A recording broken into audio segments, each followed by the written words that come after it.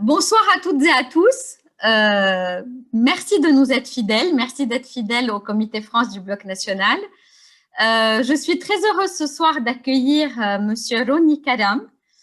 Les études que Roni a faites ne le prédestinaient pas à nous parler du sujet dont il va nous parler ce soir, puisque il a fait Sciences Po Paris, puis HEC Paris, et il a été diplômé d'ingénierie civile aux États-Unis. Et il a travaillé dans ce secteur, vous l'avez peut-être entendu tout à l'heure dans notre petite discussion du début. Il a donc fait de l'ingénierie civile à travers deux sociétés, dont l'une dont il a été président et dont il est propriétaire de l'une. Mais c'est en sa qualité de président d'une ONG, président du conseil d'administration de cette ONG, qu'il va nous parler de notre sujet de ce soir. Cette ONG, c'est la Lebanese Foundation for Renewable Energy. Je disais que j'étais une défenseur de la langue française. Donc, la Fondation libanaise pour l'énergie renouvelable. Vous l'avez bien compris, il s'agit d'une nouvelle vision pour sortir le Liban de l'obscurité. On va bien sûr évoquer les problèmes, poser les problèmes, mais surtout vous expliquer la vision et comment sortir du tunnel. Je vais dire une vérité de la palisse, l'électricité ne sert plus à éclairer uniquement. Il y a une trentaine ou quarantaine d'années, elle servait uniquement à utiliser une ampoule, peut-être à utiliser l'ascenseur. Aujourd'hui, elle est omniprésente dans notre vie et au Liban en particulier, où il y a beaucoup de coupures de courant, quand il y a une coupure d'électricité, les jeunes crient « Ah mon Dieu, j'ai pas de batterie !» Bien sûr, il s'agit de la batterie du portable. Donc, je disais qu'elle était omniprésente, le téléphone, à moins d'avoir un téléphone en bakélite ancien, on a besoin de l'électricité pour utiliser son téléphone. Tous les objets connectés, je ne vous parlerai pas de l'ordinateur, de la télévision, d'Internet, etc. Mais tous les objets sont connectés aujourd'hui. Pour la petite histoire, j'ai acheté une balance alimentaire pour peser des aliments à la cuisine qui coûtait 30 €. Alors, on ne me l'a pas donnée avec une batterie, comme c'était des piles, comme c'était la coutume. Elle était avec un câble USB rechargeable. Elle est connectée au Wi-Fi. Je pense que je vais mettre 3 mois à savoir l'utiliser. J'ai réussi péniblement à la mettre sur gramme pour peser quelques aliments, mais je ne pense pas qu'elle fasse le café, mais elle fait tellement de choses que je ne saurais pas faire. Toujours est-il que l'électricité est le bien, mais aussi le service qui manque cruellement au Liban aujourd'hui. L'objet de ce webinaire, comme je vous le disais, c'est de vous montrer la lumière au bout du tunnel. On va bien sûr évoquer les problèmes, mais surtout les solutions. Les solutions à court terme, à moyen terme et à long terme. Et quand on parle de long terme, vous allez voir qu'il s'agit de vrais long terme, d'une projection dans l'avenir.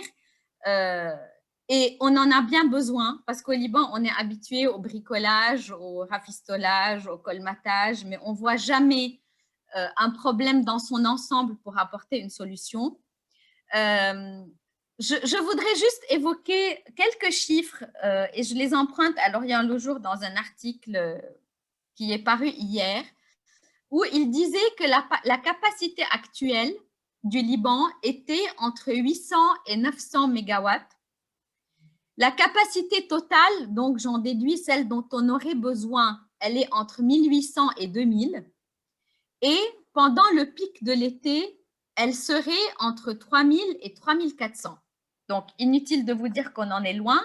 Mais si on oublie même le pic de l'été, il ne faut pas être sorti de l'ENA pour comprendre que la capacité actuelle de 900 est la moitié de la capacité totale 1800.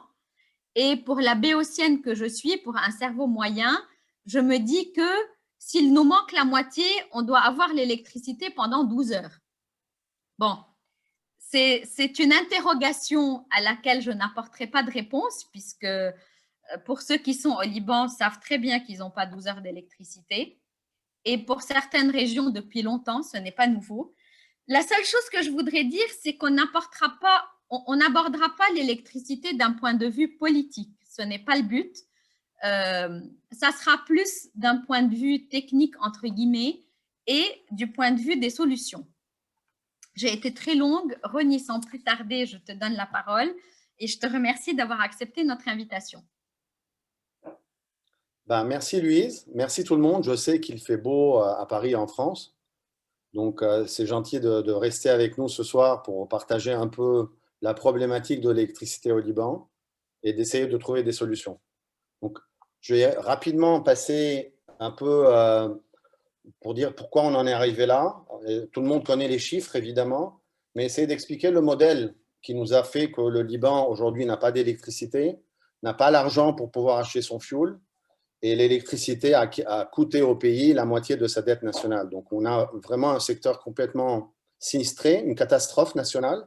Comme disait Louise, on ne peut plus vivre aujourd'hui sans électricité. Tout fonctionne à l'électricité et on va de plus en plus vers l'électrification de l'économie.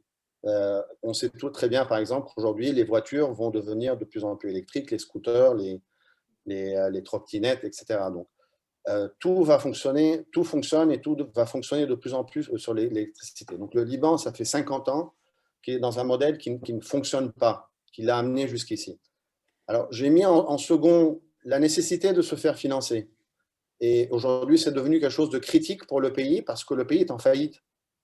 Donc si on n'arrive pas à convaincre les institutions internationales de nous financer, quel que soit le projet, quelle que soit la belle idée qu'on a, on n'ira nulle part. Donc, il faut bien comprendre aujourd'hui quelles sont les conditions de financement de notre problème. On a un peu perdu la voix, mais c'est bon, c'est revenu, pardon. Dis-moi, lui, si ma voix disparaît, il faudra que je me mette en 4G à ce moment-là. Si ça se reproduit, je te le dis, mais pour l'instant, c'est bon, c'est revenu. Ouais. Alors, la solution, c'est une vision. C'est une vision qui est demandée par la Banque mondiale depuis 2-3 ans au ministère. Donc, il leur dit, c'est quoi votre vision pour le secteur? C'est la première chose que de cette vision, il faut faire un plan d'exécution. Là aussi, au niveau des institutions internationales et du peuple, il n'y a pas de confiance. La confiance a été complètement perdue. Et donc, il faut recréer la confiance dans le modèle avec une équipe, un ministère, un plan, une vision et une honnêteté. Aujourd'hui, on sait les scandales, on connaît les scandales qui se passent dans le ministère de l'Énergie. Tous les jours, on en découvre dans le fuel, dans les barges, dans les contrats de maintenance. Donc, évidemment, tout ça va influer pour pouvoir se faire financer, pouvoir convaincre, pour pouvoir résoudre les problèmes du pays à ce niveau-là et les solutions que l'on préconise. Donc, le modèle qui ne fonctionne pas, pour simplifier, le Liban est passé d'un modèle où il produisait 70% de son énergie dans les années 70, il y a 50 ans, à l'époque de sa prospérité. Donc, c'était principalement les barrages hydroélectriques. Et au fur et à mesure que la demande a augmenté, surtout après la fin de la guerre, on est passé à un moment. Et on est rentré. Excuse-moi, je te coupe. C'est peut-être mieux que tu passes en 4G parce qu'il y a beaucoup de coupures dans les phrases et c'est dommage. Okay.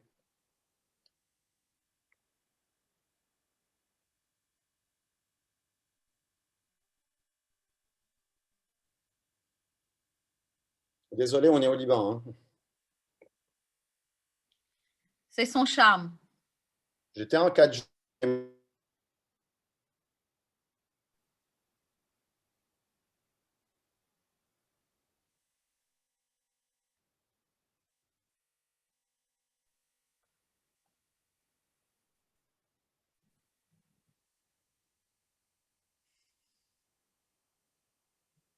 C'est toujours les situations pour vous rendre plus stressé quand vous faites une présentation. Non, non, non, pas du tout. J'ai eu pire, je t'assure. Alors, mon truc ne prend plus la 4G en plus. Donc, j'étais en 4G avant. Bon, Donc, on si je t'entend coupe, je vais là. revenir. Hein. Ok, vas-y, on t'entend.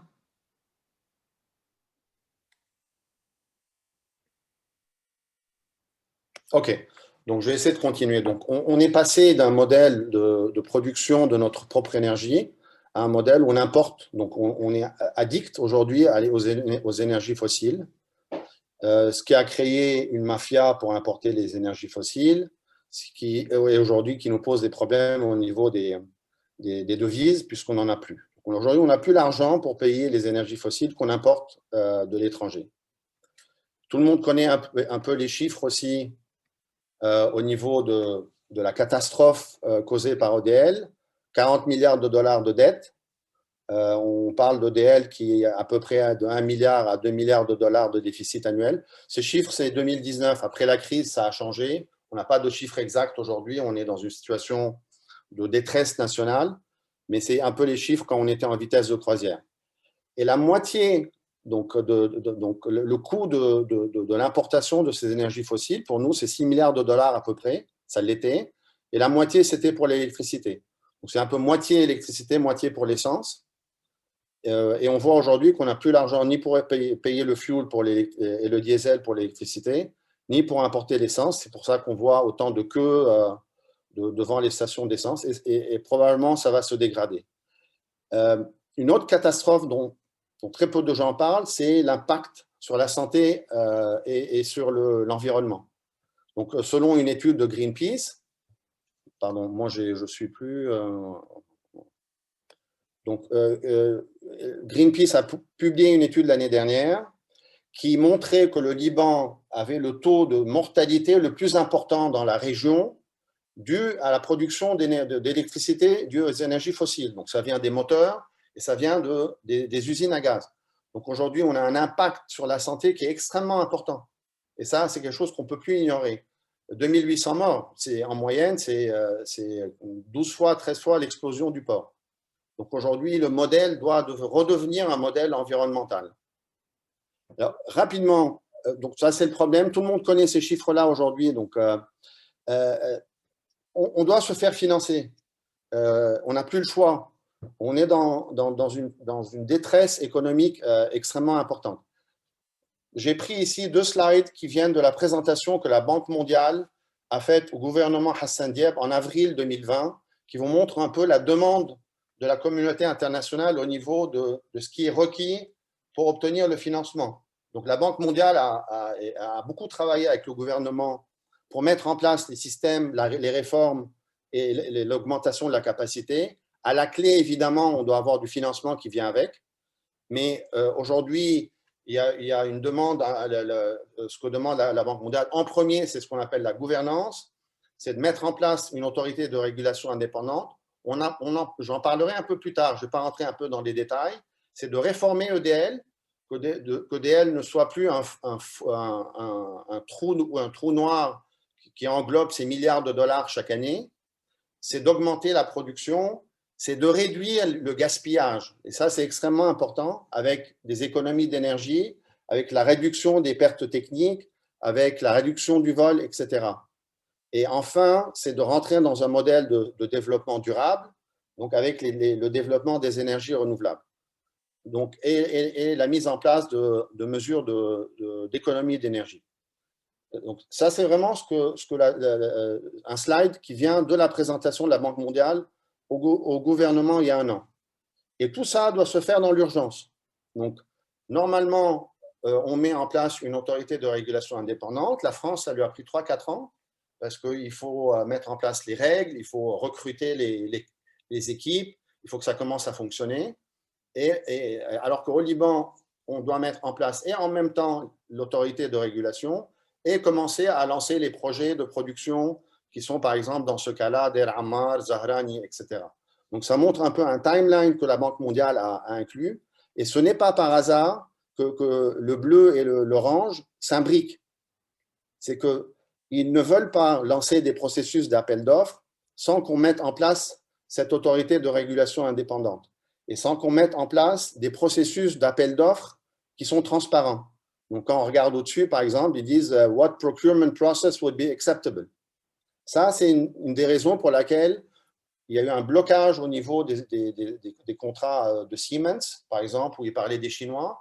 Les institutions internationales ont dit « On ne finance pas ». si les contrats de gré à gré, on ne finance pas. Il faut faire des appels d'offres. Et l'excuse de l'urgence n'est plus acceptable.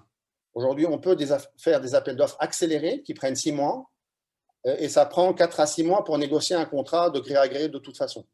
Donc, il faut bien comprendre que la communauté internationale demande des réformes profondes, sachant qu'il y a une urgence pour mettre en place et les réformes, et la gouvernance, et certaines lois, et lancer les projets d'appel d'offres de façon directe et transparente.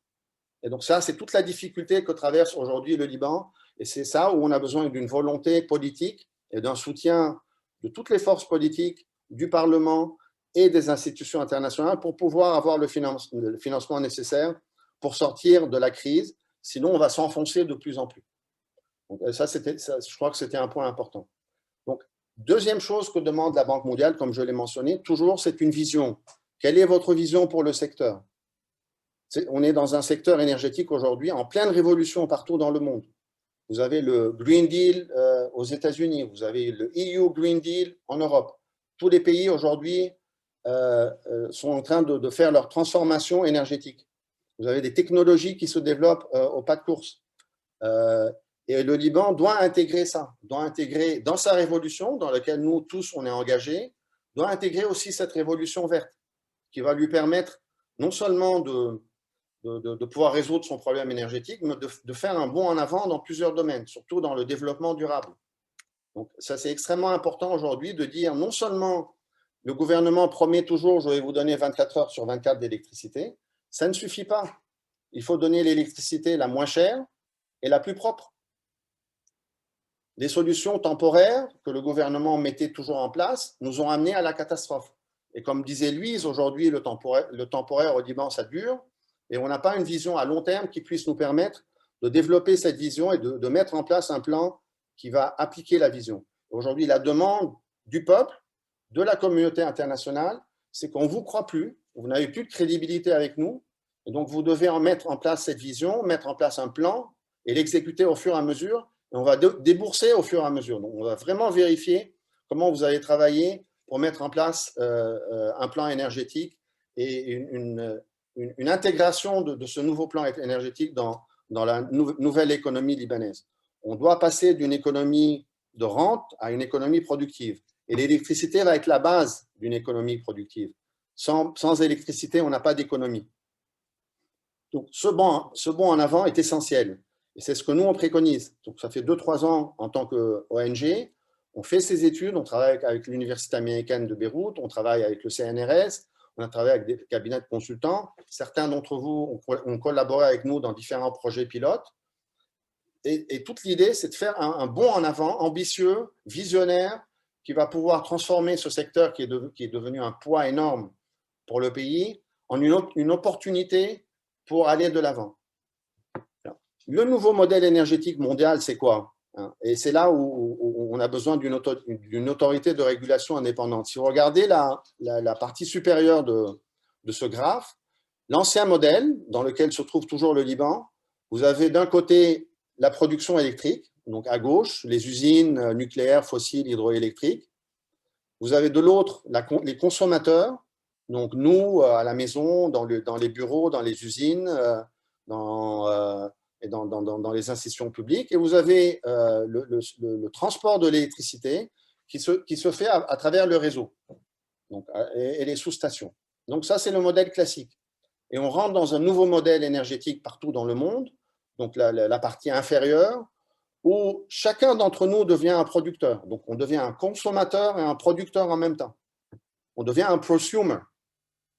Et quand on devient un producteur, en même temps que consommateur, le réseau, lui, il doit fonctionner des deux côtés. Il ne peut plus fonctionner d'un seul sens, d'un producteur à un consommateur, mais il doit fonctionner aujourd'hui où moi, je peux aussi revendre mon électricité au réseau, où je peux le revendre à mon voisin, où je peux en faire un business. Et toute l'opportunité du Liban, c'est d'ouvrir ça. C'est de permettre aux Libanais de produire leur propre énergie. À commencer déjà par leur toit, donc installer sur le toit de leur immeuble des panneaux solaires, par exemple, et à créer des modèles énergétiques nouveaux, des business models dans les villages, dans les écoles, dans les universités. On va voir ça un peu plus tard, pour pouvoir développer rapidement une capacité de production importante énergétique. Et il faut bien qu'il y ait un arbitre dans tout ça. Avant, on n'avait pas vraiment besoin d'un arbitre, puisqu'il n'y avait que EDL qui produisait, qui vendait aux consommateurs. Aujourd'hui, vous allez avoir des milliers de producteurs potentiels qui vont vendre à des milliers de consommateurs potentiels, et il faut bien un arbitre. Et ça, c'est l'autorité de régulation. Donc, sans autorité de régulation indépendante, et là, le point indépendante est extrêmement important au niveau du Liban, on ne pourra pas rentrer dans le nouveau modèle énergétique. D'où l'importance, en premier, comme on l'a vu avant, des institutions internationales de nommer une autorité de régulation indépendante qui va pouvoir réguler tout ça. Ils ne veulent plus que le ministère, que les politiciens viennent régler ce secteur. C'est un secteur technique, il faut des marchés, il faut de la transparence, il faut des contrats, il faut dire combien ça coûte pour pouvoir transporter l'énergie d'un point à l'autre, etc. Et ça s'est passé en Europe, ça s'est passé partout dans le monde, et le Liban doit s'engager rapidement sur ça.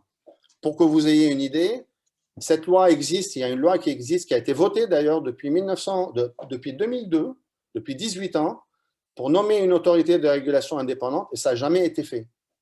Parce que les partis politiques, surtout le parti politique depuis 10 ans qui contrôle le ministère, n'en veut pas. Il veut que l'autorité de régulation soit liée au ministre, soit un peu un conseil du ministre, mais pas plus. Il veut toujours que le ministre décide tout. Et ça, plus personne n'en veut, ça ne marche pas. Alors, d'où vient cette révolution et ce nouveau modèle énergétique? Comme vous le savez, c'est de la baisse du prix des énergies renouvelables. Donc là, j'ai mis le vent et le solaire.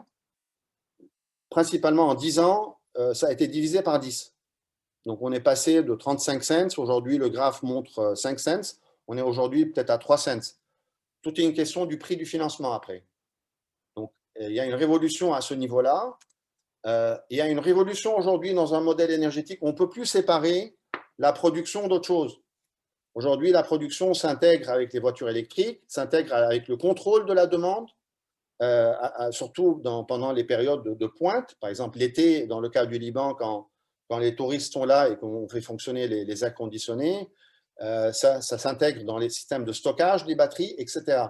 Donc aujourd'hui, vous avez une approche intégrée, holistique, qui intègre aussi les transports, donc les voitures électriques, puisqu'on doit les charger. Ça consomme beaucoup d'énergie, mais c'est aujourd'hui aussi une opportunité. Et pour vous donner un exemple, par exemple, Ford vient de lancer un nouveau modèle électrique de leur pick-up, qui est le plus populaire, qui est vendu surtout au Texas et dans ces contrées-là. C'est une révolution que Ford pense en faire des pick-up électriques. C'est sorti il y a 2-3 semaines, hein, donc c'est très récent. Vous pouvez aller sur leur site. Et si vous pouvez lire ce qui a marqué, c'est une photo de leur site Internet. Parce qu'il y a eu les coupures d'électricité au Texas en février-mars, Ford a eu l'excellente idée, c'est de leur dire votre pick-up se charge de la borne électrique de la maison, mais s'il y a une coupure d'électricité, votre pick-up va devenir une batterie pour la maison. Donc ça va dans les deux sens. Le pick-up va charger de l'électricité, il faut que ça soit de l'électricité propre. Il n'y a aucun avantage à avoir des voitures électriques qui fonctionnent sur de l'énergie fossile. Et aujourd'hui, les voitures électriques peuvent devenir les batteries des voitures électriques peuvent devenir un soutien au réseau dans le cas de coupure d'électricité. Donc ça, c'est quelque chose d'intéressant pour le Liban. Pouvoir installer des bornes intelligentes et des systèmes, un réseau intelligent qui puisse intégrer les voitures électriques dans les deux sens. Je vais vous donner une idée. Une voiture Tesla, on a fait un calcul rapide. Une voiture Tesla, ça peut faire fonctionner 10 maisons, 10 appartements pendant 4 heures avec 10 ampères. Un camion Tesla, c'est 10 fois plus grand. Lui, ça va faire 100 maisons à 10 ampères pendant 4 heures. Donc aujourd'hui, une voiture électrique peut servir comme batterie de soutien au réseau et en cas de coupure d'électricité. Évidemment, aussi, on peut intégrer des batteries dans les maisons à un niveau plus large dans le système de réseau, etc. Mais je voulais vous donner un peu l'exemple. Le coût des batteries a été divisé par 10 aussi, et a baissé de 90% en 10 ans, et ça continue de baisser. Et c'est pour ça qu'aujourd'hui, les voitures électriques vont devenir très rapidement, on y est presque d'ailleurs, concurrentielles avec les voitures à moteur 4 temps. Donc, qu'est-ce qui change? c'est quoi l'impact énorme pour le pays? Donc, on revient à une analyse un peu stratégique pour le Liban. Évidemment, la baisse du coût de l'énergie. On va voir un peu les économies que ça fait. La Banque mondiale aujourd'hui et les institutions internationales, comme la communauté européenne, comme la BEI, comme la EBRD, la Banque européenne de reconstruction, ne financeront que sur la base d'un modèle énergétique de moindre coût, le least cost generation. Et la Banque mondiale a mandaté EDF, il y a un an, de faire cette étude-là pour le Liban. Ils ne vont pas aller financer, par exemple, des usines qui vont coûter plus cher. C'est pour ça qu'ils vont intégrer un maximum d'énergie renouvelable dans le système. On sait aujourd'hui qu'on ne peut pas se passer des usines à gaz, mais on sait qu'on peut intégrer de plus en plus d'énergie renouvelable dans un réseau. Et l'estimation que notre estimation, l'étude d'EDF montre aujourd'hui que le Liban peut arriver à 25-30% d'ici 5 ans et à 40-50% d'ici 10 ans. C'est ambitieux, il faut faire beaucoup de choses pour y arriver, mais on peut le faire. Et aujourd'hui, on en a besoin. Donc, le coût du système va baisser, les émissions, évidemment, la pollution, l'impact socio-économique. On va revenir à produire notre propre électricité au lieu de l'importer. Donc, on aura besoin de moins de devises pour pouvoir le faire. On a besoin, à l'origine, pour pouvoir construire ces usines, des devises. Et on pourra parler un peu de financement. Mais après, ça coûtera beaucoup moins cher. Donc, on aura une sécurité énergétique importante. Et la sécurité énergétique, aujourd'hui, intègre une centrale solaire. Une fois qu'on l'a payée au début, on sait combien ça va coûter pendant 30 ans. Les centrales à énergie fossile, ça varie, le coût de l'électricité varie selon le prix de l'énergie mondiale, le prix du baril. Aujourd'hui, le prix du baril est monté, par exemple, on est à 60-70 $. Et le Liban a encore plus de problèmes pour payer son énergie. Alors qu'avec les énergies renouvelables, le prix est fixe pendant 30 ans. Donc, la révolution, c'est quoi? C'est de fermer des usines. Il faut fermer Zou et J complètement. Il faut construire des usines, des stations solaires et éoliennes à l'intérieur et n'avoir que 2 grandes usines qui sont Zahrani et Der Ammar. Il y a une question sur la troisième usine. L'étude d'EDF dit qu'on pourrait s'en passer à 2 conditions. Un, que la demande n'explose pas, que la demande soit selon les prévisions. Donc, ils ont estimé la demande d'ici 5 ans, en intégrant la crise, en intégrant le Covid, en intégrant les économies qu'on pourrait faire. Et 2, justement, l'intégration d'énergie renouvelable dans le système. Si on construit suffisamment d'énergie renouvelable, on n'a pas besoin d'une 3e usine. Et ça, c'est extrêmement important. Et imaginez-vous le fait de nettoyer notre côte. Aujourd'hui, comment on peut avoir une qualité de vie avec une usine comme Zou qui pollue la moitié du peuple libanais? 70 à 80% du peuple libanais habite sur la côte. En construisant des centrales éoliennes et solaires dans les régions les plus reculées du Liban, on va créer des opportunités d'emploi dans ces régions-là. Donc, il va y avoir un développement dans ces régions qui va favoriser des industries locales, qui va aider l'agriculture avec une énergie qui n'est pas chère, etc. Et c'est là où on parle plus d'un modèle énergétique, mais on parle d'un nouveau modèle économique pour le pays, pour le Liban, qui va nous permettre de passer à une économie productive. L'impact, les chiffres, pour vous donner une idée, aujourd'hui, comme on l'a vu un peu avant, pour produire notre électricité, ça c'était en 2019, hein, ça nous coûtait à peu près 3,5 milliards.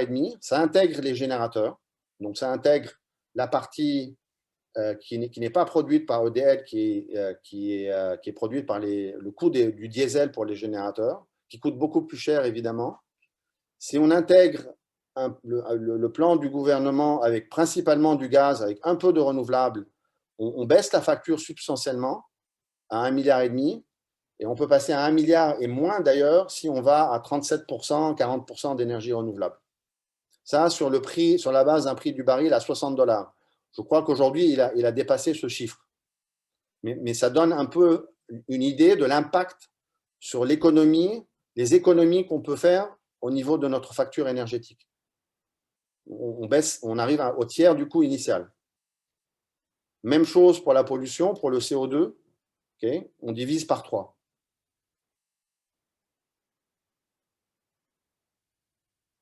Donc, c'est quoi le plan? Donc, comment on y arrive? Rapidement. On fait les deux usines d'El Ammar et Zahrani, on l'a vu un peu dans le plan de la Banque mondiale que je vous ai montré. Il faut lancer ces deux usines. Il y a deux usines existantes déjà, à Zahrani et d'El Ammar, qui ont la capacité de fonctionner au gaz. Ça fait depuis 2000, je crois, l'an 2000 qu'elles sont terminées. Le diesel est uniquement une énergie d'apport et ils ont fait fonctionner ces usines pendant 20 ans sur le diesel, ce qui est un crime économique et environnemental. Et selon les estimations, ces deux usines uniquement en fonctionnant au diesel au lieu de fonctionner au gaz nous ont coûté 8 à 9 milliards de dollars. Donc un impact extrêmement important au niveau de l'économie. Donc si on dit où est parti le trou, entre autres, de les 40 milliards de dollars d'EDL, 8 à 9 milliards de dollars, c'est parce qu'on n'a pas fait fonctionner ces deux usines au gaz et on les a fait fonctionner au diesel. Et on sait qu'il y a une mafia du diesel. On sait que les politiciens se sucrent sur le diesel. Donc, ils n'avaient aucune raison d'arrêter ça. Et donc, aujourd'hui, on se heurte aussi à ces lobbies qui ont essayé de faire durer au maximum le fait que ces deux usines fonctionnent au diesel. Donc là, on les transforme automatiquement au gaz et on construit une phase 2 dans ces deux usines aussi au gaz. Donc ça va nous donner notre base load, ça va nous donner notre énergie de base. Et tout le reste, comme on voit un peu sur slide, on va full blast en renouvelable.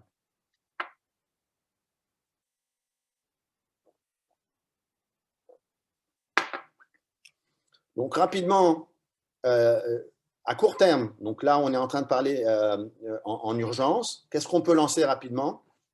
Il y a une contrainte importante, c'est le réseau électrique libanais. Ça a toujours été l'excuse du ministre et du ministère actuel de dire oui, notre réseau est trop faible. On sait très bien que le réseau, c'est une question d'investissement, c'est une question technique. Et on sait très bien, par exemple, que la communauté européenne avait 300 millions d'euros qui étaient consacrés au réseau libanais, à l'investissement. Et la Banque mondiale, la même chose. Ils ont arrêté ce financement parce que les réformes n'arrivaient pas.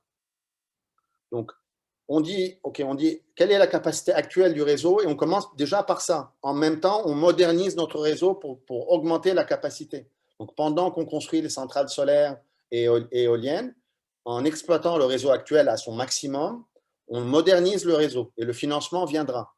Donc, vous avez à peu près, on a identifié, par exemple, je vous montrerai un peu plus tard, 500 mégawatts de projets à grande échelle, 500 mégawatts de projets sur les toits, les écoles, les hôpitaux, les bâtiments publics, les immeubles, chacun peut installer sur son toit.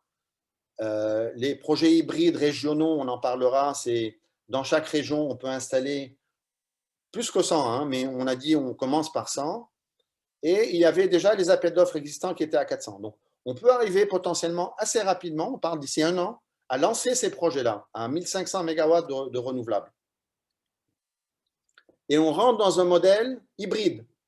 C'est-à-dire qu'il y a, déjà, on a les moteurs qui sont une énergie qui existe, qui coûte cher et qui est polluante, mais on commence à intégrer avec les moteurs dans les immeubles, dans les villages et dans les écoles, on commence à intégrer des panneaux solaires, on commence à intégrer des batteries. Et au fur et à mesure, on fait baisser la consommation du générateur. Okay. Donc, par exemple, là, c'est une étude qu'on a faite sur les écoles. On a pris un cas qui est le 5 heures à Zahli. On l'a pris parce qu'on nous a donné les données de consommation, ce qui est très rare. Les écoles ne sont pas organisées pour vous dire sur les 2-3 dernières années combien elles ont consommé en EDL, en générateur, etc. On a étudié le toit et on a dit, voilà, on peut installer 400 kW sur les toits. On a pris ça et on a généralisé ça sur tout le Liban.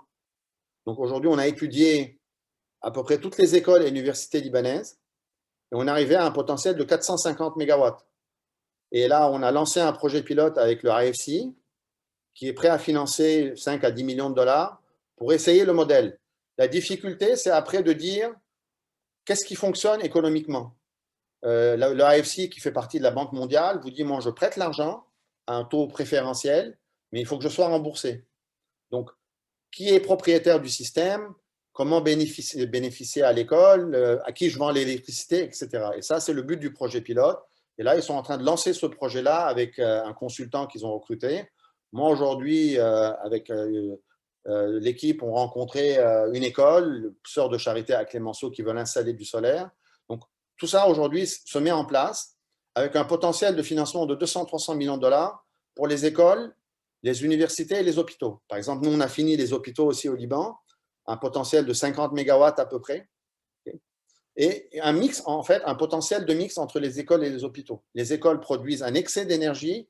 Une école, c'est fermé l'été, c'est fermé les week-ends, alors que l'hôpital consomme énormément. Et donc, dans les villes, on peut combiner. L'école peut vendre, par exemple, son énergie à l'hôpital. Aujourd'hui, c'est illégal. Il y a une loi qui est prête, qui doit être votée au Parlement. Ça fait 2 ans qu'elle est bloquée comme d'habitude. Aujourd'hui, il y a ce potentiel-là.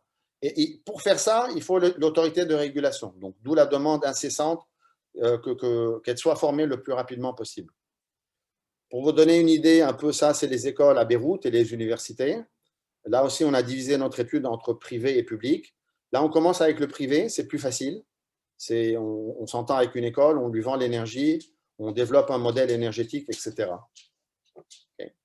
Un autre exemple, après l'explosion du port, on a développé un plan qu'on a présenté aux Nations Unies, à la Banque mondiale et à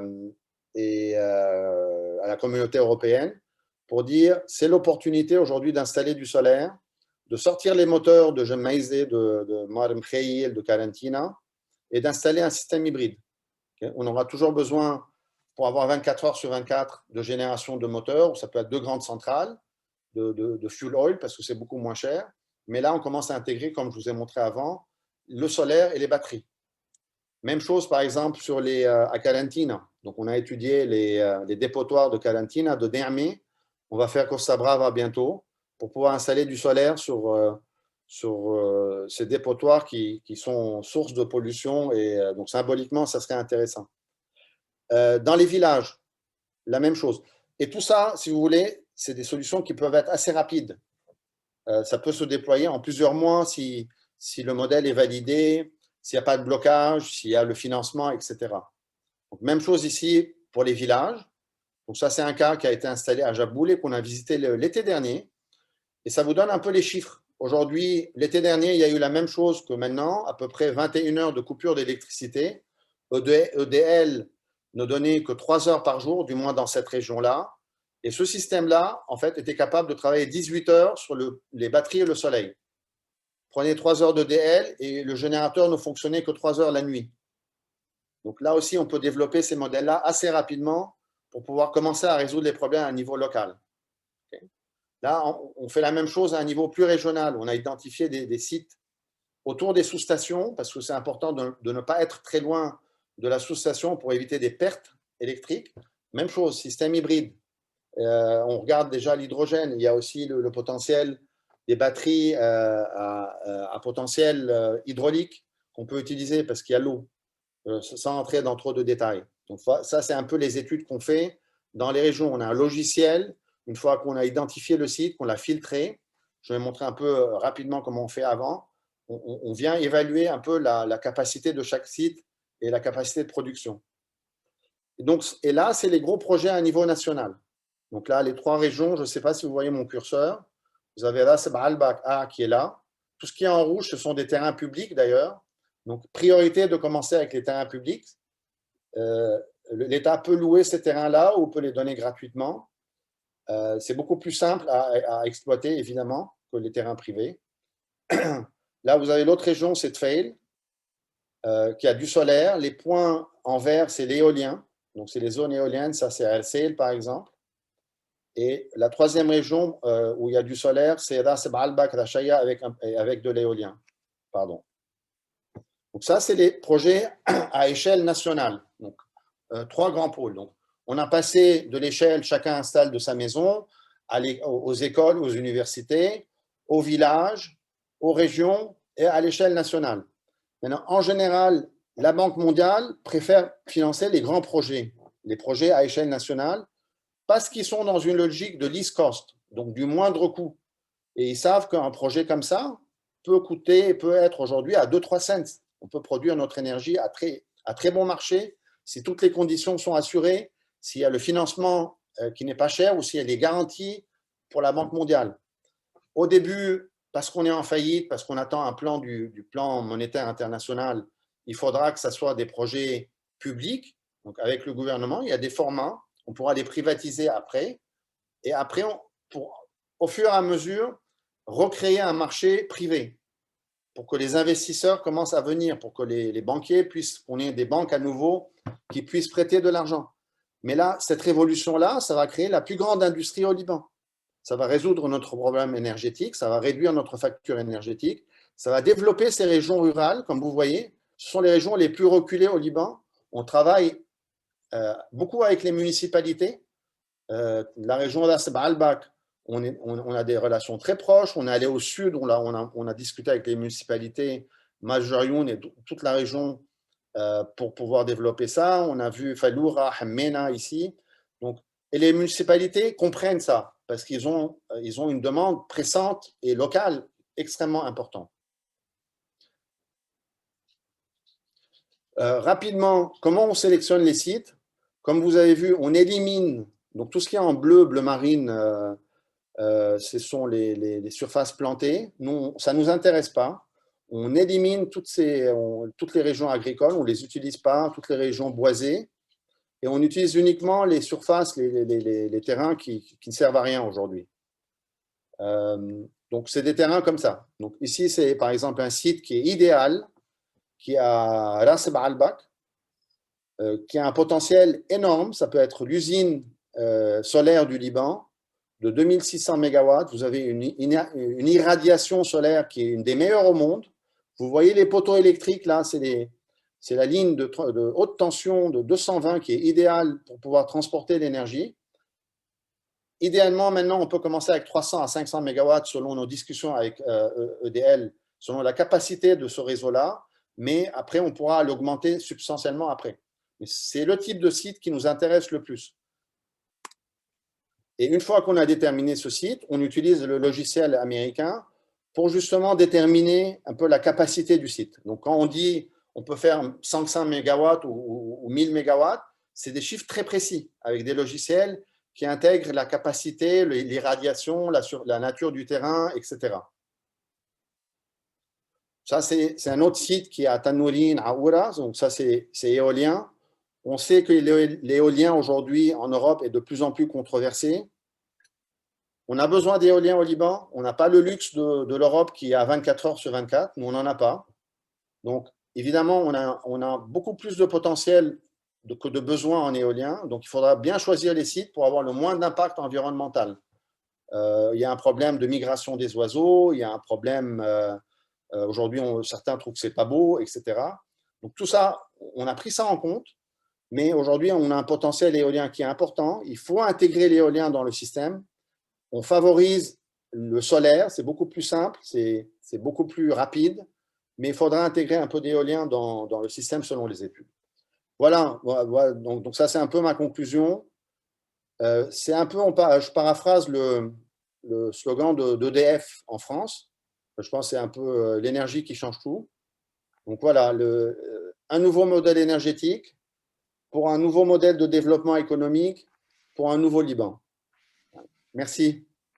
Ronnie, merci infiniment. C'est extrêmement intéressant tout ça.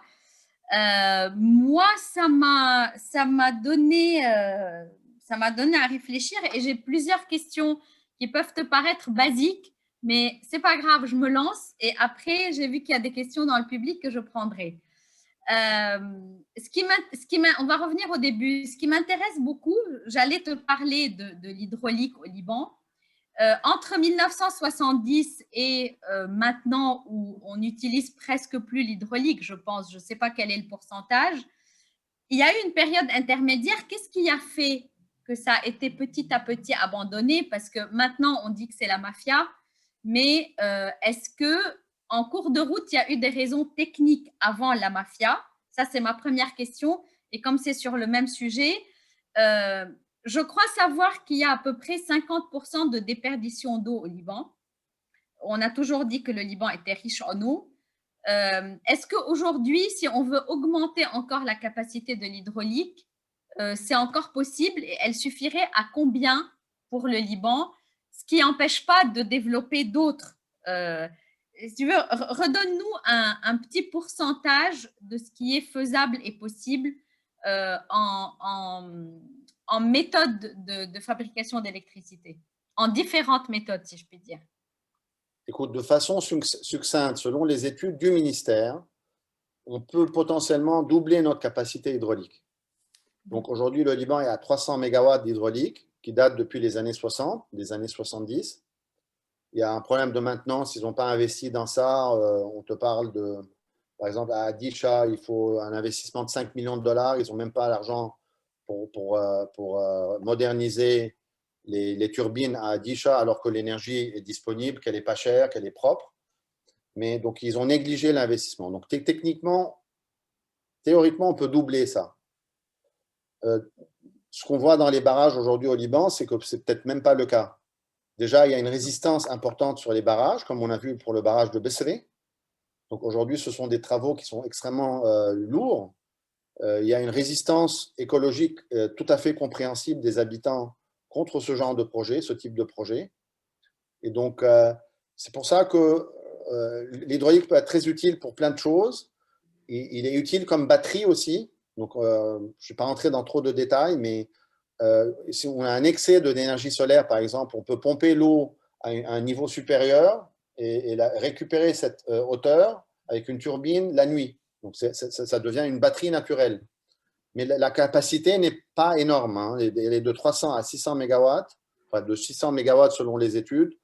Avec ce qu'on voit avec le problème de l'eau, avec les barrages qui sont là, avec la résistance pour les barrages comme Besséré, peut-être qu'on n'arrivera même pas à ça. Donc, c'est bien, mais c'est pas, on a besoin de beaucoup plus. Tu as évoqué 3500 à 4000 MW de pic. Donc, les 600 MW, c'est 10, on va parler, si tu veux, de 400 MW.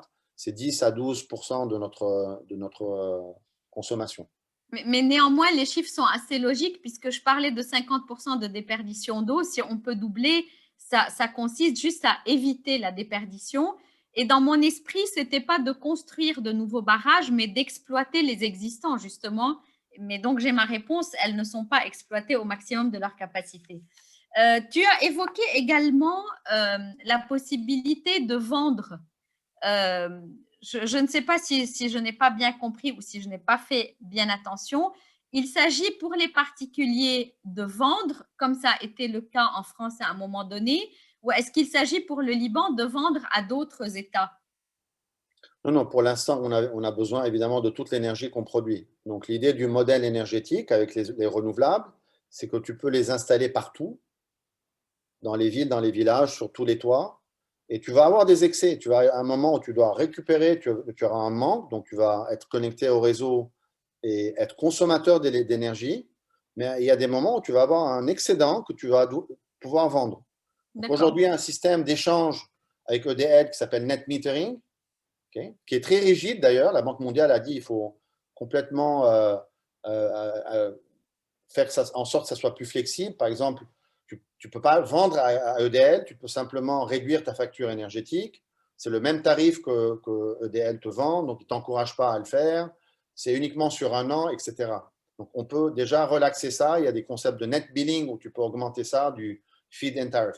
Toute l'idée aujourd'hui, c'est que chacun d'entre nous produise sa propre énergie et puisse en faire potentiellement un business. Quand je dis nous, c'est l'école aussi. Nous, on parle aux écoles. Quand l'école elle est fermée l'été, elle va certainement avoir un excédent d'énergie. Donc, il faut qu'elle puisse le revendre au réseau ou aux voisins ou à quiconque, ou le stocker dans une batterie d'ailleurs, pour pouvoir l'exploiter. Et donc, il faut intégrer la flexibilité dans le système. Aujourd'hui, on a un système monopolistique très rigide. Et pour pouvoir faire ça, il faut cette autorité de régulation qui va mettre les règles et les faire appliquer de façon transparente et de façon équitable. Tu as évoqué, si j'ai bien compris, il s'agit d'enlever le monopole d'EDL dans ce système. Ah, tout à fait. C'est ce qu'on appelle unbundling EDL, etc. Mais oui, le monopole… C'est libérer le marché. Non, de toute façon, EDL est une société qui a failli à sa mission. Ça fait 30 ans qu'elle faillit, qui a coûté très cher au pays. Et la technologie, le solaire, le renouvelable, aujourd'hui, te permet de produire partout. Donc, ce n'est plus un modèle décentralisé. Alors, certains de nos politiciens veulent garder un modèle centralisé pour des raisons électorales, politiques, de corruption, etc. Et ils ne veulent pas que chacun puisse produire, etc. Sur ça, on sait, surtout au niveau du ministère actuel. Mais le modèle énergétique partout dans le monde, ça va être ça. Même ta voiture électrique peut revendre au réseau. Aujourd'hui, Oui, la nouvelle génération de voitures électriques, c'est 500 km d'autonomie. On va passer à 600, 700. Au Liban, on roule à moyenne 30 km. Il y a Marc Haddad, professeur de la LAU, qui a fait une étude sur justement le transport au Liban. Donc, tu vas avoir beaucoup de capacité. Si tu charges ta voiture la journée avec du solaire, le soir, elle va être pratiquement chargée parce que tu roules très peu au Liban. Et elle peut servir de batterie, comme j'ai montré. C'est pour ça, j'ai voulu montrer l'exemple de Ford, avec ce qui peut se passer aujourd'hui avec les voitures électriques. mais justement, tu me sers de tremplin pour ce que je voulais évoquer sur la voiture électrique. Alors, outre le fait donc qu'elle devient une batterie de soutien, le problème des voitures électriques en Europe, en tout cas, et aux États-Unis, il doit être un peu plus grand, ce sont les distances. Parce que le Liban, l'avantage, comme tu viens de le dire, c'est que les distances d'abord sont petites.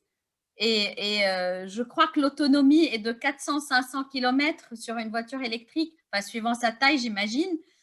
Mais au Liban, tu as le temps d'aller du nord au sud et de l'est à l'ouest en sillonnant le Liban entièrement avec une voiture électrique. Mais ça m'amène à une autre question sur les voitures électriques. On va balayer large dans l'électrique. Est-ce qu'il n'y a pas un problème euh, de recyclage des batteries? C'est-à-dire, est-ce qu'en créant une énergie propre, on n'en fabrique pas une autre?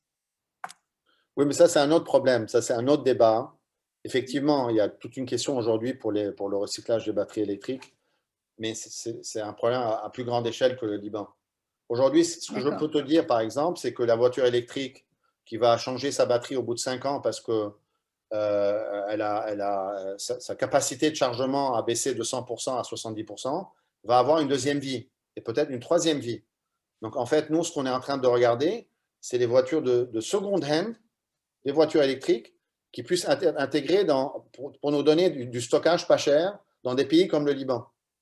En intégrant, en divisant le coût de la batterie par deux, aujourd'hui, ça va nous. Le coût batterie plus solaire est devenu beaucoup moins cher que le générateur. D'accord. C'est pour ça qu'on a tout intérêt à intégrer maintenant des batteries dans le système, surtout si elles sont moins chères, pour pouvoir baisser notre facture de diesel importé qui nous coûte une fortune et qui pollue partout.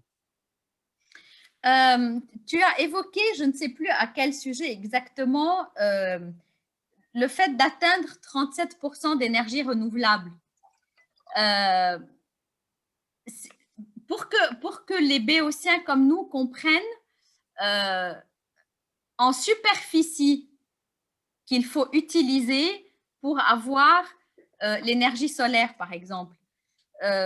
Tu nous as montré des champs très grands sur lesquels il y a. Donne-nous un petit pourcentage en superficie, pourcentage d'électricité générée.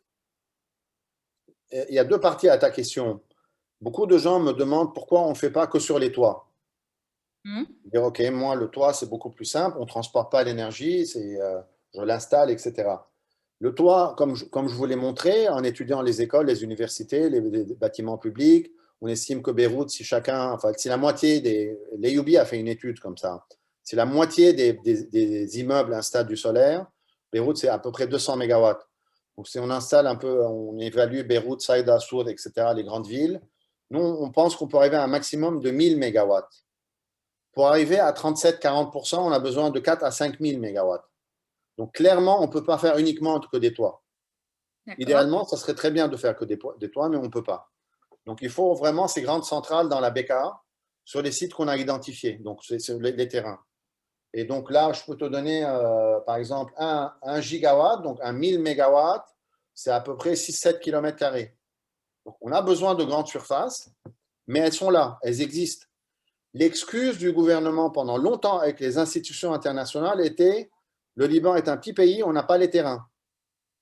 Mais ils n'avaient pas fait les études. Ils n'étaient pas allés chercher les terrains. Nous, on est allé les chercher. On est allé, on a travaillé, nous, on travaille avec le CNRS. Le CNRS est une entité étatique. Hmm. Mais le ministère n'a jamais travaillé avec le CNRS. Ils ont toutes les données, mais ils n'ont jamais travaillé avec eux. Donc, c'était une excuse, en fait. Une fois Mais qu'on a résolu les terrains, ils ont dit oui, mais on a un problème de réseau. oui, ça c'est, de toute façon, il y a toujours un problème au Liban, mais je crois que ce sont de faux problèmes. Mais quand on dit que le Liban est petit et qu'il n'y a pas assez de terrain, en fait, le Liban est petit, mais la population est agglutinée, comme tu l'as dit, beaucoup sur la côte et puis beaucoup dans certaines régions. Donc, il y a beaucoup de régions inhabitées, même si le Liban est tout petit. Mais pour faire l'avocat du diable, ces superficies que tu as montrées, en particulier à Ras Baalbek, les mauvais esprits pourraient dire que ce sont des terrains agricoles qu'on pourrait exploiter et qui seront perdus pour l'agriculture si on utilisait ce genre d'énergie. Donc, ça, c'est pas agricole, hein. Je ne Maintenant, sais pas, c'était ma question. non, non, comme je l'ai montré, hein, nous, on a éliminé tous les terrains agricoles. D'accord. Non, mais Donc, vous avez éliminé les terrains agricoles plantés. Mais est-ce qu'il n'y a aucune potentialité? Peut-être qu'il y a des terrains qui ne sont pas exploités. Donc, vous avez analysé la nature du terrain. alors, je vais te dire une chose. Est-ce que celui-là, si les Séoudiens ont planté le désert, donc oui, Oui, c'est potentiellement, vrai. tu peux planter tout terrain. Mais un des projets sur lesquels on a regardé, qui était le pumped hydro, c'est quand tu as de l'énergie qui n'est pas chère, tu as les montagnes derrière. Si tu fais un réservoir d'eau et que tu pompes l'eau en hauteur avec de l'énergie Hmm. pas chère, aujourd'hui, on ne peut pas le faire parce que ça coûte trop cher avec le diesel. Mais avec l'excédent de solaire, si tu pompes l'eau en hauteur, tu vas avoir un château d'eau avec un réservoir énorme qui va pouvoir aider la région à se développer au niveau de l'agriculture. Et tu as le Rassi qui est là. Derrière les Hmm. poteaux, là, tu as le Rassi. C'est la source du Rassi qui est pas loin. Toute l'eau va en Syrie. Nous, on a droit à potentiellement 20% de l'eau. On ne l'exploite même pas. Les Syriens nous ont imposé ce traité à l'époque de Hbeya. Mais déjà, utiliser 20% de l'eau, en pompant l'eau pour pouvoir faire des châteaux d'eau et pour pouvoir utiliser ça, tu peux après répartir. Tu ne vas pas faire tout le solaire ici, tu vas le répartir sur le territoire. Une partie peut être solaire, une partie peut être agricole. En plus, aujourd'hui, il y a des concepts qui se développent, ce qu'on appelle le agrivoltaïque. Tu peux faire les deux. Tu peux faire des châssis où tu peux mettre les panneaux solaires en hauteur et tu peux planter en dessous. Et les Français sont D'accord. très forts dans ça. Il y a des startups. Il y a une société qui est basée à Paris d'ailleurs qui développe ces systèmes agrovoltaïques où tu peux planter des vignes, tu peux planter certains arbres fruitiers. Donc tu as du solaire et tu as de l'agriculture. Bon, j'ai bien fait de poser ma question alors. Je vais prendre quelques questions que j'ai à l'écran, mais avant ça, j'ai une dernière question. On n'a pas évoqué, tu as dit sur l'éolien qu'il y a beaucoup qui l'aiment pas parce que ça défigure le paysage. C'est vrai qu'on n'a pas évoqué l'aspect joli, entre guillemets, je ne trouve pas le bon terme. C'est vrai que l'éolien est très contesté en France. Je ne sais pas si les panneaux solaires, c'est plus joli. Alors, outre le fait que l'éolien, comme tu l'as si bien dit, est problématique pour les oiseaux, etc., etc., mais tu me diras peut-être que quand on est vraiment dans la mouise et qu'on a besoin, on ne fait pas la fine bouche. Il y a ça et va voir les municipalités en haut. Ils te disent, amène-nous ces projets. On a besoin d'emplois, on a besoin d'énergie pas chère, on a besoin de développement. Ce sont les régions Hermil. Hein, tout le monde dit Hermil. C'est Oui, pour faire peur. Donc, moi, j'ai rencontré les municipalités de Hermil, de Ar, de Ras Baalbek, de Ain, de Harbata, etc. dans la région. Ils veulent aller avec nous voir les députés pour dire on a besoin de ces projets parce que ce sont des projets de développement. Et ce sont les régions les plus pauvres. Et ça va créer des emplois. Et ça va donner de l'énergie pas chère pour pomper l'eau et voilà, développer c'est l'agriculture. ce que j'allais dire, c'est que j'ai bien compris que ça crée des emplois et j'avais dit que je n'évoquerai pas l'aspect politique. Évidemment que ça posera problème dans certaines régions. Euh, contrôlé par celui-ci ou celui-là qui voudra sa part du gâteau. Mais on ne va pas rentrer dans ce genre de détails. Mais les Chacun municipalités, aura sa part là, parce que là, c'est réparti sur tout le territoire national. je ne parlais pas de cette part-là du gâteau. Non, non, je parle de chacun. Même techniquement, on a besoin de répartir. On ne peut pas, par exemple, tout faire à un endroit. Pour le réseau, tu as besoin de répartir les stations solaires et éoliennes. Je parlais de commission en part de gâteau, et donc Alors, c'est… les commissions, le projet de Hawa Akkad, par exemple, qu'on a critiqué, parce qu'il a pris 10 ans, il n'a même pas démarré, et il coûte 10 cents. Pour nous, il doit coûter 5 cents et il doit être fait en 5 ans maximum. Donc, voilà. Et donc, c'est Alors, pour ça qu'on est en porte-à-faux avec le ministère aujourd'hui. Ils ne sont pas contents qu'on les critique à ce niveau-là en disant ce sont des projets non seulement qui… C'est très mal géré, je ne vais pas entrer dans les détails, mais en même temps, il y a de la corruption. ah, c'est sûr. Alors, on me demande, je vais les prendre dans l'ordre. Est-ce qu'une autorité de régulation depuis 2002 aurait été capable d'augmenter la production d'électricité sans l'accord des partis politiques? C'est une question de M. Nicolas Ferzli. Tout est politique au Liban, donc tous les partis politiques aujourd'hui contrôlent le secteur. Il faut savoir qu'il y a deux grands partis politiques qui ont contrôlé ce ministère depuis 20 ans. En premier, c'était Amal, et depuis 10 ans, c'est le CPL. Et depuis, c'est Hariri Papa qui avait fait voter la loi, la fameuse 462, donc pour moderniser le secteur et le privatiser et déréguler le secteur en mettant en place une autorité de régulation. Ce qu'on peut constater, c'est que ça fait 18 ans que personne n'a rien fait, qu'ils essayent de faire des amendements à cette loi pour pouvoir faire en sorte que l'autorité de régulation soit vidée de son sens et qu'elle soit assujettie au pouvoir politique. Alors, même quand elle est indépendante, ça pose problème. Il y a l'expérience au Liban de l'autorité de régulation des télécoms. Ils avaient nommé Kamal Shhadi, qui est un ami qui était directeur de cette autorité de régulation. Au bout de 2-3 ans, c'est quelqu'un qui a fait Harvard, donc il est brillant. Au bout de 2-3 ans, il a claqué la porte, il est parti. Donc même à ce niveau-là, ça pose problème. Mais ça, c'est le montage politique libanais. Ce qu'on doit savoir, c'est que c'est la première chose que les institutions internationales vont regarder. Quand ils ont nommé le nouveau board d'EDL, la première chose que les institutions internationales ont demandé à Kuluna Irada, avec qui on travaille à nous, c'est qui sont ces gens-là? Est-ce qu'ils sont politiques ou est-ce qu'ils sont indépendants? Et ça va être encore pire pour l'autorité de régulation. Sinon, on n'aura pas d'argent. Ils ne vont pas nous courir après pour avoir de l'argent. Ça, c'est clair. Et pour le problème des télécoms, même s'il y avait une autorité de régulation, le problème, c'est que dans les marchés des opérateurs de téléphonie, il y avait des politiciens. Donc, c'était aussi ça le problème. Il est des deux côtés. Mais on ne va pas rentrer dans ces détails. Alors, on me dit merci beaucoup, c'est Madame Alix Chaplin. Merci beaucoup pour ce séminaire très intéressant. A-t-on des chiffres, une idée de combien actuellement est dépensé en devises avec l'achat du combustible pour les stations de production et une idée de ce qui pourrait être économisé avec une énergie renouvelable et locale? C'est un peu les chiffres. Bonsoir Alix. C'est un peu les chiffres que j'ai mis avant. Donc, c'est les chiffres de 2019. Hein. Donc, c'est 3 milliards, 3 milliards de… Ça dépend du prix du pétrole, hein, puisque c'est lié au prix du baril. Oui. Et en 2019, c'était à peu près à 3 milliards, 3 milliards et demi de dollars. Ça, c'est uniquement pour l'énergie. Ça inclut le diesel, donc pour les générateurs, et ça inclut évidemment le fuel et le diesel pour EDL. J'ai une main qui est levée. Monsieur Karam, je ne peux pas vous donner la parole. C'est comme ça qu'est conçu notre webinaire. Est-ce que vous auriez la gentillesse d'écrire votre question? Ah ben là, voilà. Pourquoi ne pas avoir considéré et étudié la géothermie qui est propre, prend peu de place, reste cachée et durable, alors que les institutions internationales sont prêtes à financer? Très bonne question, très bonne remarque. Il ne faut pas oublier qu'on est une ONG, on s'autofinance. Donc, toutes ces études que vous voyez, nous, on les a payées nous-mêmes, donc, avec le CNRS, avec les UB. Et, donc, et là, on demande toujours s'il y a des institutions, on travaille beaucoup avec la diaspora libanaise.